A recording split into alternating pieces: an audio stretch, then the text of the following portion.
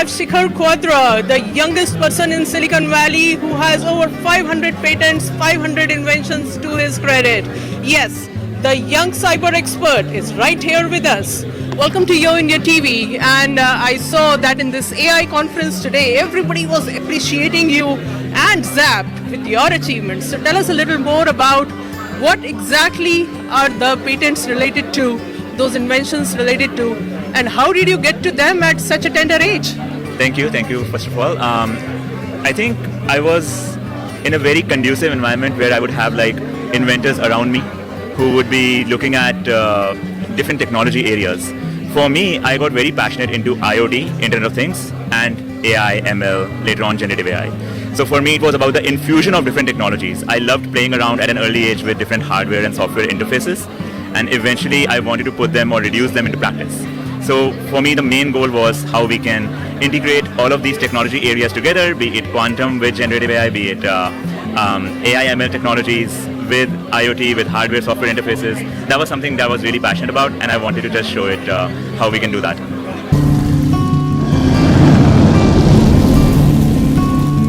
So give us some more insights into where you are working now and how you got the opportunity in your organization to actually claim the patents. You know, there are many people who are always ready to take the credit.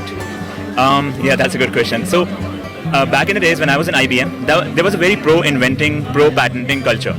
So again, coming back to that conducive environment, because I was in that, in that environment, it was more of me trying to collaborate with those people and then think of new ideas. Right now, what I'm doing is I'm a partner solutions architect at OpenAI, where I help our partners, our GSIs, global system integrators, to scale from concept to productionization of using generative AI into different industry verticals, be it in retail, be it in healthcare, and then we try to build those solutions from the ground up.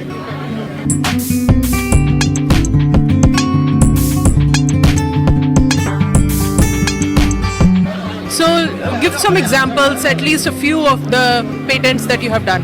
Sure. One of the first patents that was granted was more on cognitive 3D printer side.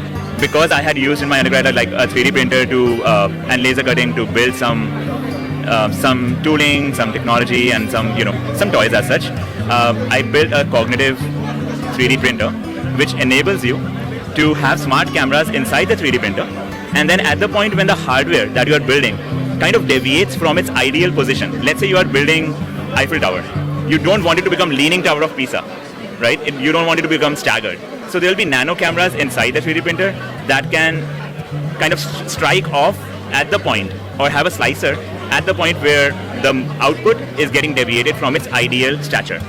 And then it will start building from there. So this cognitive 3D printer was basically a real-time fault rectification system that is combined with AI technology, which is specifically the computer vision models, which are running in those cameras, and then trying to slice off that portion wherever the deviation occurs. So kind of like a cognitively understanding where we are going wrong with the hardware model.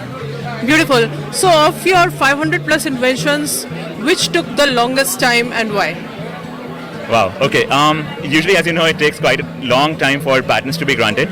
And back in the days in IBM, of course, we had the support of patent attorneys and drafters who would help work with me as a research engineer to draft those patents and then eventually submit it to the United States Patent Office. One of the patents, I think, was in blockchain, where I was using reinforcement learning with blockchain to actually enable a more sophisticated, a more complex framework. That, I think, took quite a long time. I don't exactly remember how much, but it usually can take like 2 to 3 years to actually get that patent granted. And that's on a shorter time frame. It can even take like 5, I've seen like 4 years, 5 years. Some of my patents which are still in the file state, which will eventually get granted hopefully in the coming years. So which business processes are your most of the patents focused on? It's more of like technology focused. In terms of business processes, there are some RPAs, robotic process automation based patents. It will include integration of AI with blockchain or AI with quantum, and specifically maybe on AI and IoT, as I said. So it's more horizontal focused and later on vertical focused. So that's how I approach at these patents, where you kind of in a modularized fashion lay the approach of what you want to do which industry vertical you want to solve. For example, this 3D printer, or later on having a cognitive mechanism of identifying, for example, cognitive mechanism of identifying who to pick through a carpooling system at what time, and then dropping them off at a respective location based on identifying whether they are ready to leave from their houses or not. So these kind of things you would understand from engaging with people, not with the intent to reply, but more with the intent to understand their ideas and thinking from an inventive, critical thinking mindset. So you think the emotional intelligence will be something that will come into play as a more significant phenomena as the AI grows and evolves? Yes, I think with the research that we are doing, and I'm assuming a lot of folks are doing, is trying to add that emotiveness, that expressiveness to the models. Of course, it may not be as advanced as how we think of emotional quotient, but it can become very much more mature in terms of how these models can actually express thoughts, feeling, emotions, or at least try to understand based on human temperament how they are elaborating or articulating, whether they're stammering or not. So all of those things can be taken into consideration by these models. What's your comment on Elon Musk's robotic girlfriend? It's futuristic in my sense. I'm maybe a bit old school, but I think We saw the pictures, or I think I saw the video that he went on a date with her and he was having a gala time at the dinner. It's very interesting. I think the generation is not gradually, but progressing exponentially fast in terms of having a robotic partner with this AI-infused technology integrated into it. We are heading in that direction, but it just depends on, as a human race, whether we are comfortable being with a robotic partner or not. I think it's purely personalized in a way.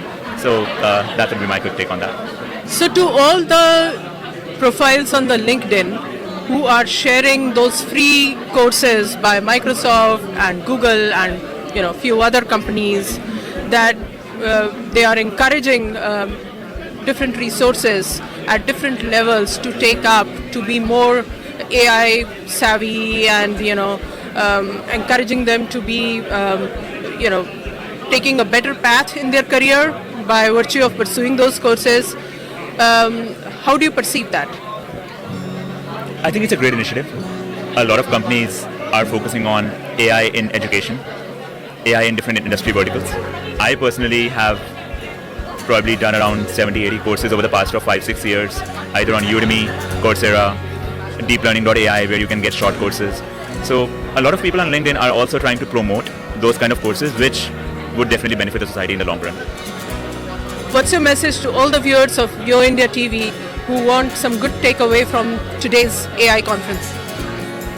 Keep the curiosity alive. You have the power right now to turn your ideas into reality. If you are dreaming of something and you thought you could not do it before, with generative AI tooling, even if you are a full stack developer, or even if you come from a product manager or a non-technical domain, just try to experiment with these models. As you experiment with them, you will eventually be able to execute on them very quickly. Thank you so much, and all the very best. Thank you.